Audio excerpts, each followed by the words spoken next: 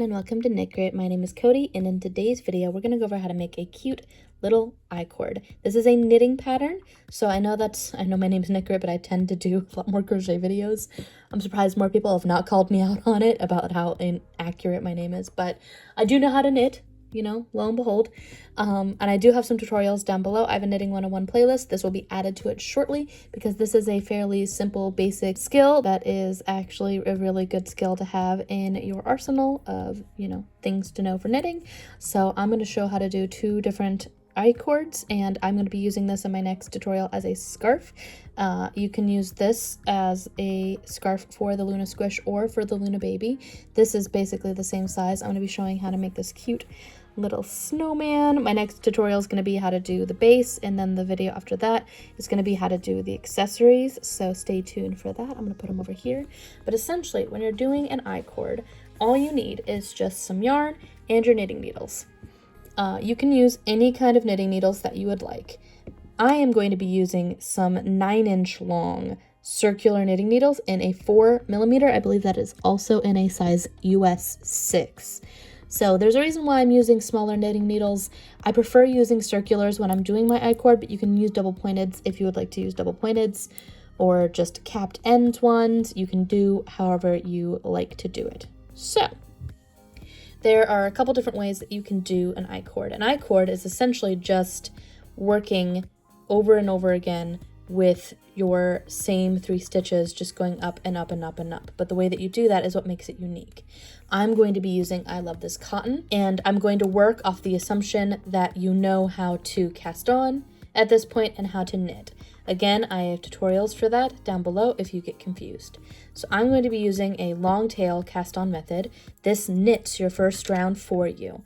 So I'm going to make a nice tail, give a slip knot right there, give myself a decently long tail. I'm only going to be using 3 stitches for this tutorial because that is how wide your iCord is here basically. I have a 4-stitch wide long one here, and you can see the difference between that 1 stitch makes. I'm pretty sure you can do a 2, but I haven't played with this. I've only ever done a 4-stitch wide or a 3-stitch wide iCord, and this is how I do it for my work basically. So we're going to work on making this nice 3-stitch wide one. I use circulars, so I'm going to put this right here. I'm using the ones that are so small here. Usually I would use slightly larger needles, but it is easier for me to show on camera this way. All right, so I'm going to do my long tail cast on method where I grab my yarn with my thumb like so. My work is right here. I'm going to take my needle and go underneath, pick up my working yarn, and go like so. I go much slower in the tutorial down below, so if you need to see that, go ahead and go down below. I am casting on just 3 stitches. So the big thing with this is that I just knit my first 3 stitches, which means my yarn is on the left here. My goal when it comes to my iCord is to then take my left hand needle. I'm going to hold my yarn. I knit continental or European, also known as German plucking. So if you wrap, it will work either way.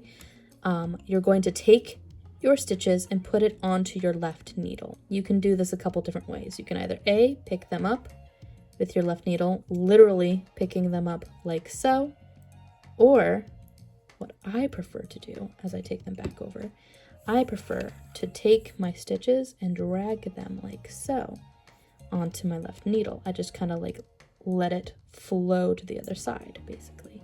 That way it's a bit more seamless and you're less likely to drop a stitch. That's my little tip and trick and why I use circular knitting needles.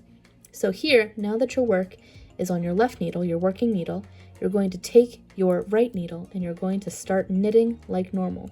It's weird because your yarn is over here, but you're just going to kind of drag it over and knit your first stitch. That is the big trick. So you're going to knit these 3 stitches like normal. 1, 2, and 3. And I always kind of do a little tug on my tail. That way my stitches are all going to be the same tensioning. That's a way that I make it a bit more smooth as I go along.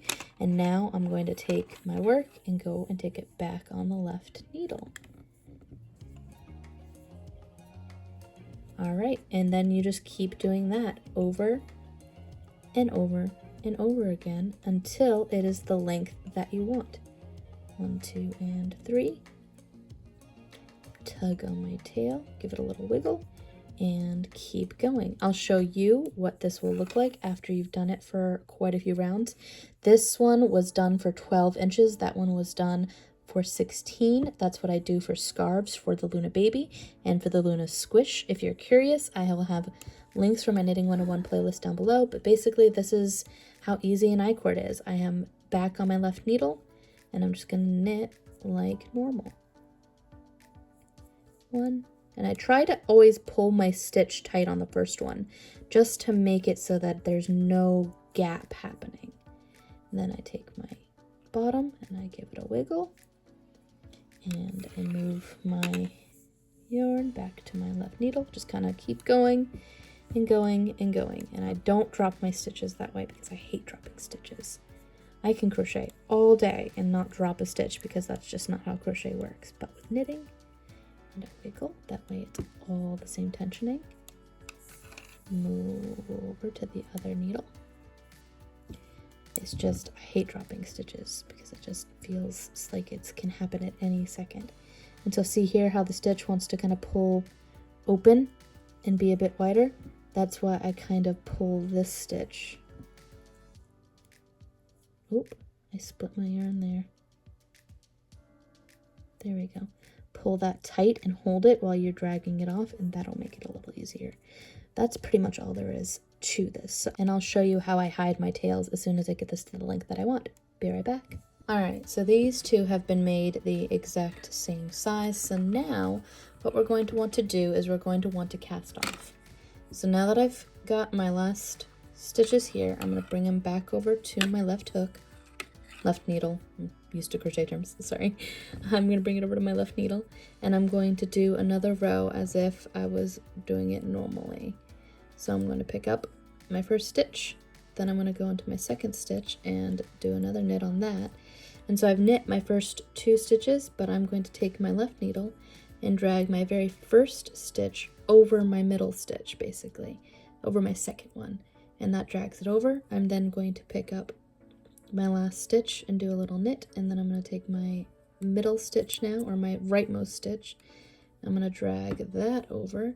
And so now I only have 1 stitch on my needle, and I'm going to pull that a little bit, cut my tail.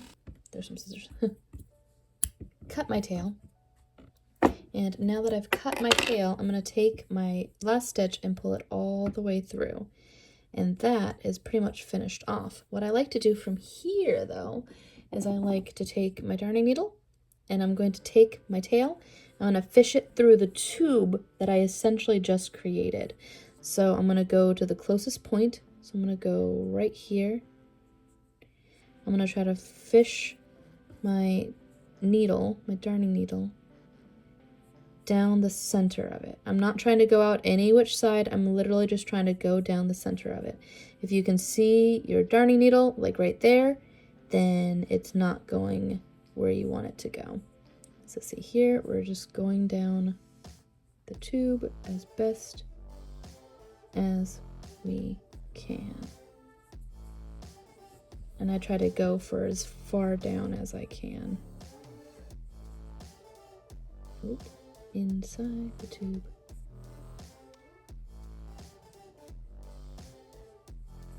There we go. I can't see my darning needle, so I've gone down quite a bit. I've let it squinch up a little bit. Not that that's a word or anything. And now you can't see it on your end. And here, I don't try to tighten it too quickly. I try to like pull on it so that it's taut and pull it a little bit like that. And then I cut it. And then when I pull back on it, it'll go back on the inside. And now it is completely hidden. I'm going to do the exact same thing on the other side for my bottom where I started. I'm going to find a good spot like right here where my yarn's coming out of, and we're going to attempt to feed it through the center for as long way down this tube as we can, basically. I try to go for at least a couple of inches. That way it won't come back out at me. Like so. I'm gonna pull my tail, make it scrunch, but not too much. That's about 2 inches there. I'm pretty happy with that, actually. We're gonna pull our tail just ever so slightly, snip it. They need to get new scissors, or I need to get them sharpened. I'm gonna pull it like that, and now it is completely hidden.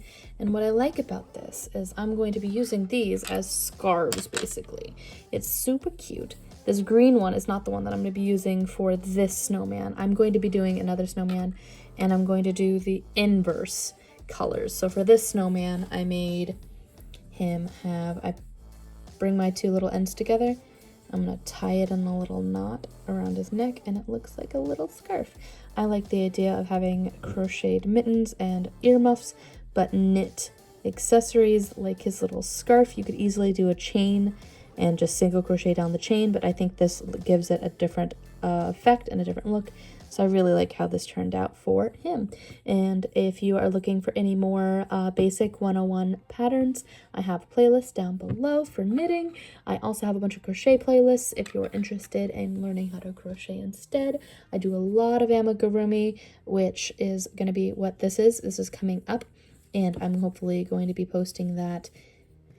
I'm hoping to get it out tomorrow, but I time gets away from me. So hopefully, definitely before the end of this week, I'm going to be doing the base body. And then in the next video, I'm going to be doing, after that, it'll be the accessories for the earmuffs.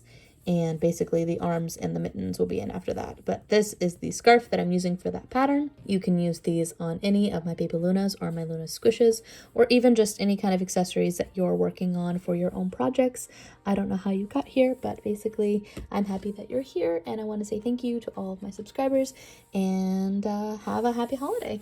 All right, until next time, guys. Bye.